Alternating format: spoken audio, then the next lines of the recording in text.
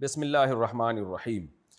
میں on line کھلونے بیچتا ہوں، اس میں مجسمہ جیسے کھلونے بھی ہوتے ہیں جیسے بھالو اور کتے وغیرہ بچوں کے کھیلنے کے لیے، کیا میں ان کو بیچ سکتا ہوں؟ کیا امام ابو یوسف نے اسے حلال کہا ہے؟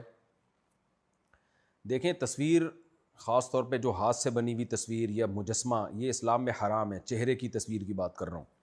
نبی صلی اللہ علیہ وسلم کی صحیح احادیث ہیں، ان من اشد الناس عذابا یوم القیامۃ المصورون، قیامت میں سب سے سخت ترین عذاب تصویر بنانے والے کو ہوگا۔ بہت شدید وعیدیں اس پر، اس لیے اس پر ہمیشہ امت کا اتفاق رہا ہے کہ جو مجسمہ ہے نا، مجسمہ جو ذی ظل جسے کہتے ہیں، سائے دار تصویر جسے کہتے ہیں، یہ بالاتفاق حرام ہے۔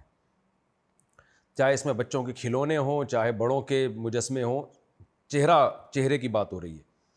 البتہ بچیوں کے لیے گڑیا، اس میں اختلاف ہے۔ تو باقی تین ائمہ کے نزدیک یہ گڑیا سے کھیلنے کی اجازت ہے بچیوں کے لیے، اور امام یوسف کے جس قول کی طرف آپ نے اشارہ کیا، ان کا بھی اس بارے میں ایک روایت ملتی ہے کہ بچیوں کے گڑیوں کے کھیلنے کی اجازت ہے، لیکن امام حنیفہ، امام محمد کے نزدیک گڑیا سے کھیلنا بھی جائز نہیں ہے، یعنی بچیوں کو گڑیا دینا بھی جائز نہیں ہے۔ جو دیگر علماء نے استدلال کیا ہے حضرت عائشہ رضی اللہ تعالیٰ عنہ کی حدیث سے کہ ان کے پاس ایک گڑیا تھی جس سے وہ کھیلا کرتی تھیں، تو لیکن تصویر کے بارے میں اتنی شدید وعیدیں ہیں کہ امام حنیفہ اور امام محمد کی جو رائے ہے وہ یہ ہے کہ بھائی اس گڑیا، کیا اس کا چہرہ نقوش واضح تھے یا نہیں تھے؟ عرب تو سادہ لوگ تھے، بچی کو کیا گڑیا دی ہوگی انہوں نے؟ دنیا کا لفظ ہے، کیا گڑیا ہوگی؟ کیا اس کے چہرے کے نقوش واضح تھے؟ ہو سکتا ہے بس جیسے چھوٹی بچیوں کو آپ گڑیا نما کوئی بھی چیز پکڑاتے وہ تو گڑیا سمجھ کے کھیلتی ہیں، تو اس لیے وہ حدیث واضح نہیں ہے۔ اور اس حدیث کی بیس پر جو مشہور احادیث ہیں، متواتر احادیث ہیں تصویر کے حرام ہونے سے متعلق، ان احادیث کو نہیں چھوڑا جا سکتا۔ اس لیے وہ کہتے ہیں کہ وہاں وہ گڑیا مراد ہے جس کے نقوش واضح نہ ہو، تاکہ دونوں احادیث میں تطبیق ہو جائے۔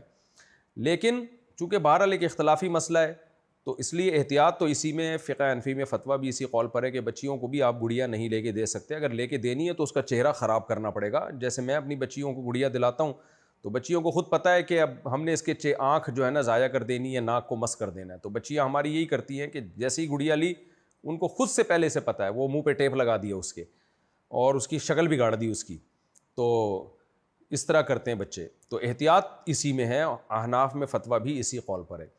البتہ کاروبار میں چونکہ شریعت میں خرید و فروخت کے معاملات میں آسانی والی رائے کو ترجیح دی جاتی ہے۔ اس کی مثال ایسے جیسے جھینگا فقہ حنفی میں یا کیکڑا وغیرہ فقہ حنفی میں جائز نہیں ہے، اس کے ناجائز ہونے کے بہت دفعہ دلائل دے چکا ہوں، لیکن اس کا کاروبار اس لیے جائز ہے کہ باقی ائمہ کے نزدیک وہ جائز ہے۔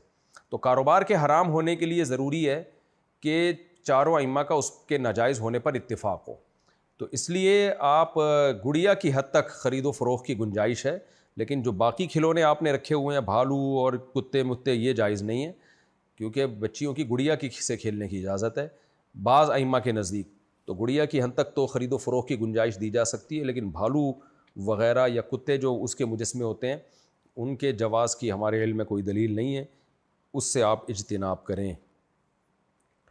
میں جب بھی نماز پڑھتی ہوں مجھے کافروں والے خیالات آتے ہیں، میں بار بار، اچھا گڑیا کی خرید و فروخت سے بھی ایوائڈ کریں تو اچھا ہے، کیونکہ بہرحال فقہ حنفی میں جو بر صغیر میں فقہ حنفی کو فالو کیا جاتا ہے اور ان کے دلائل بھی مضبوط ہیں، اس میں تو گڑیا سے کھیلنا بھی جائز نہیں ہے، جو چہرہ جس کا واضح ہو اس گڑیا کی بات کر رہا ہوں۔ لہذا خرید و فروخت میں بھی احتیاطی ہے کہ اس کی خرید و فروخت سے بچیں آپ۔ اچھا بھائی، میں آن لائن کھلونے بیچتا ہوں، اس میں مجسمہ جیسے کھلونے بھی ہوتا ہے، یہ ہو گیا۔ میں جب بھی نماز پڑھتی ہوں جو کافروں والے خیالات آتے ہیں، میں بار بار توبہ کرتی ہوں پھر بھی آتے رہتے ہیں، مجھے بہت ڈر لگتا ہے، میں کیا کروں؟ توبہ کرنا بھی چھوڑ دیں، خیالات خود بخود بھاگ جائیں گے، اور ان خیالات کی طرف توجہ نہ دیں۔ خیالات جو خود بخود آ رہے ہیں اس پہ کوئی گناہ نہیں ملتا، اس کی فکر ہی نہ لیں، آنے دیں، کچھ نہیں ہوگا، کوئی گناہ نہیں ملے گا آپ کو۔ لیکن ٹینشن لی تو پھر آپ کو یہ خیالات زیادہ نقصان پہنچا سکتے ہیں۔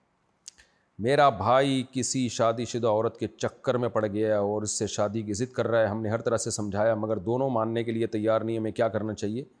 اس شادی شدہ خاتون کے شوہر کو بتائیں، وہ جو کرنا ہوگا وہ کرے گا، اور حرام ہے، گناہ کبیرہ ہے، دونوں کو اللہ کے عذاب سے ڈرائیں، یہی ہو سکتا ہے، اور اسلامی حکومت ہوگی تو کوڑے لگائے گی، سزا دے گی۔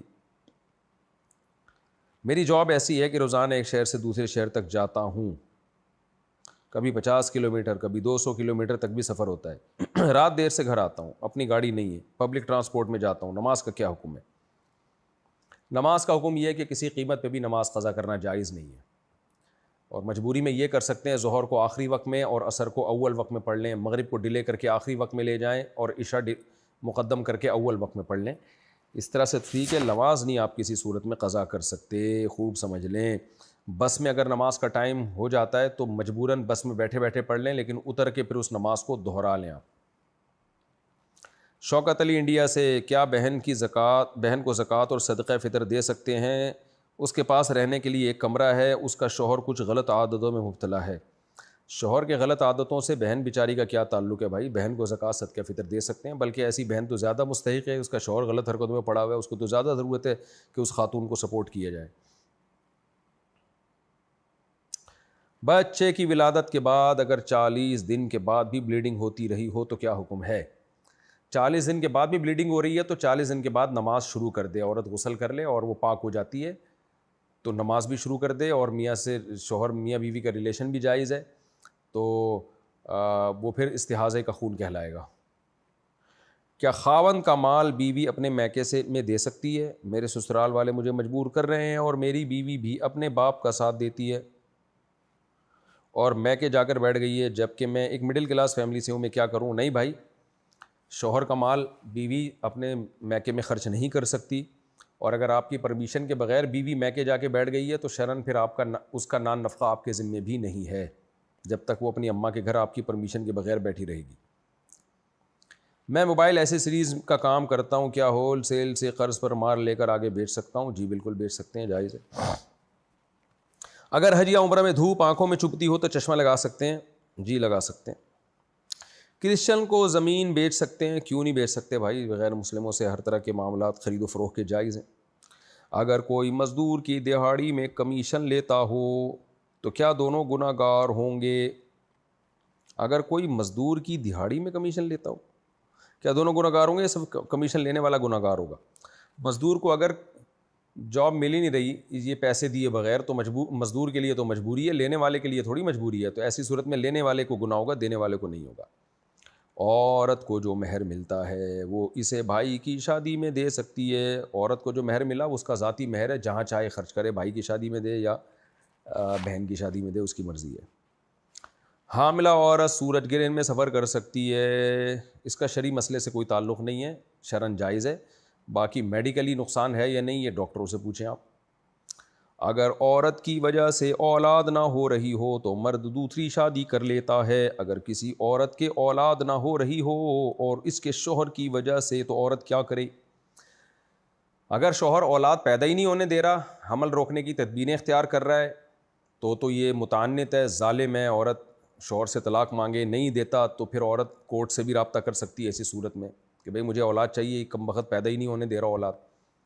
دوسرا یہ ہے کہ شوہر نامرد ہے جس کی وجہ سے اولاد نہیں ہو رہی، کہ شادی ہوئی پتہ چلا وہ ہے ہی نہیں، اس کے اندر ایک جو ہے وہ ہوتی ہے ایک مردانہ قوت ہی نہیں ہے، تو بھی عورت کے پاس کورٹ کا راستہ ہے، ایسی صورت میں عورت علیحدگی لے سکتی ہے ایسے مرد سے۔ تیسری صورت یہ ہے کہ ایسا بھی کچھ نہیں ہے، بس قدرت کی طرف سے اولاد نہیں ہو رہی، کوئی میڈیکلی پرابلم نہیں ہے، تو پھر عورت شوہر سے خلا کا مطالبہ تو کر سکتی ہے طلاق کا، کہ بھئی مجھے طلاق دے دو، میں کہیں اور شادی کرتی ہوں۔ لیکن اگر شوہر ایسی صورت میں طلاق نہیں دیتا تو پھر عورت کو شوہر کے ساتھ ہی رہنا پڑے گا، اس لیے کہ یہ تو یوں ہی کہا جائے گا کہ مقدر ہے، اللہ کی طرف سے نہیں ہو رہی۔ ہاں شوہر میں اگر نامرد تو نہیں ہے لیکن میڈیکلی کوئی پرابلم ہے تو اس کا علاج کرائے شوہر، لیکن اگر متعنت ہے علاج بھی نہیں کراتا، جبکہ ڈاکٹر کہہ رہے ہیں کہ علاج سے یہ ٹھیک ہو سکتا ہے، پھر بھی علاج نہیں کراتا کہ بس مجھے اولاد دینی نہیں ہے، تو یہ بھی ظلم ہے۔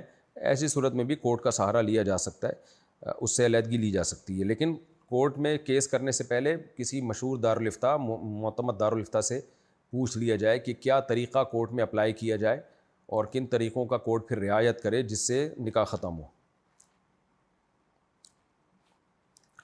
زید انعام دار کرناٹک سے، میں جم میں ویڈیوز بناتا ہوں، جن میں ایکسرسائز کرنا سکھاتا ہوں، پھر یوٹیوب پر ڈالتا ہوں، کیا یہ کام جائز ہے؟ اس کا کیا حکم ہے؟